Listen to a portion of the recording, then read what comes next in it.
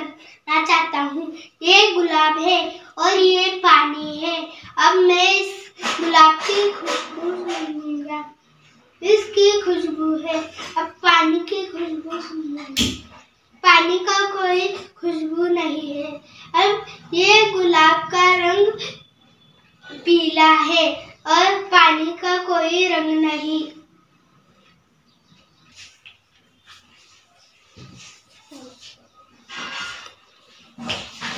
हाँ, ये सीताफल है और ये पानी है।